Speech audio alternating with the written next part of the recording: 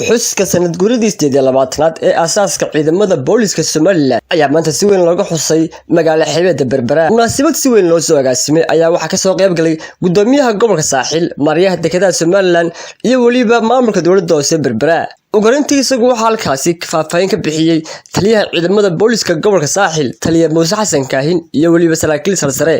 aad iyo aad buu beesar u soo gaarsiiyay ciidanka booliska wadanka gaadiidka iyo ciidanka marayay iyo habkooda oo dhan. haween waxaan aad ugu mahadnaqayaa taliyaha guud ee ciidanka booliska jamhuuriyadda Soomaaliland guud ahaan bulshada reer Berbera Soomaaliland waxa weeyaan waa bulsho aad ugu libirsan oo ugu ku garab taagan hawsha booliska qabanayaan.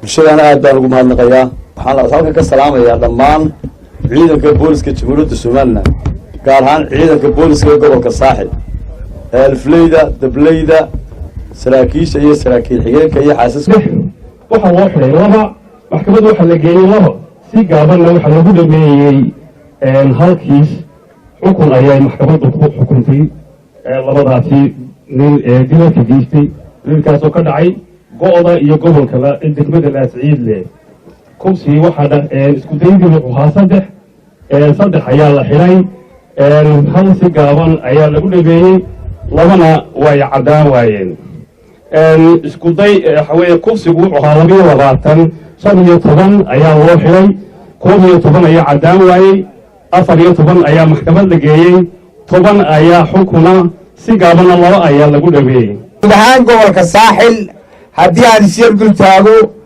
nabadgelyo soo ku wanaagsan tahay ciidanka booliska waa ciidankii amniga waxa weeye diiray shaqo ahaan si wanaagsan baa maaragtay shaqada loo qabtaa. wuxuu ka kooban yahay ciidanka booliska gobolka Saaxil 6 saldhig oo dowladda iyo 3 gudaha iyo 5 laamood.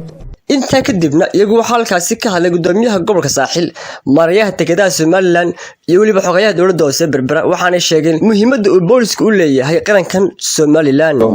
hambaliyo ilaahay waxaan idinka barayaa in sanadkiisa bash iyo barwaaqo dhammaan idinkii xaasaskiina iyo carruurtiinuba waxa weeye qarankan isaga ah hadday dinaan jirin halkaa ma soo gaadheen, horumarkaana kuma tallaabsadeen, amnigaana ma heleen, kala dambaynta iyo ilaalinta nidaamkana ma uu muxuu ahaaye hagaageen. aad iyo aad baan idin hambalyaynayaa. waxa weeyaan haddaan ciidanka boolisku jirin wax badan inooma ay suura galeen oo xagga amniga ay boolisku waxa weeyaan saaxiibka bulshada waxa weeyaan ciidanka mar walba la socda xaaladda maaragtay guud iyo tagaarba ee dhaqdhaqaaqa nabadgelyada. waxaan aad ugu qanacsanahay oo aan ku faraxsanahay booliisku laga soo bilaabo aasaaskiisii ilaa maanta tadawurka iyo isbedelada iyo dadaalku soo sameeyay iyo shaqada soo qabtay. waxaynu ku faraxsanahay in uu xilligii la bilaabay halku taagnaa iyo maanta halku cududiisu taagan tahay inuu isbedel weyn u dhaxeeyo. waa Xamse Jaamacire, telefishinka caalamiga badda cas 24 TV magaalada Berbera.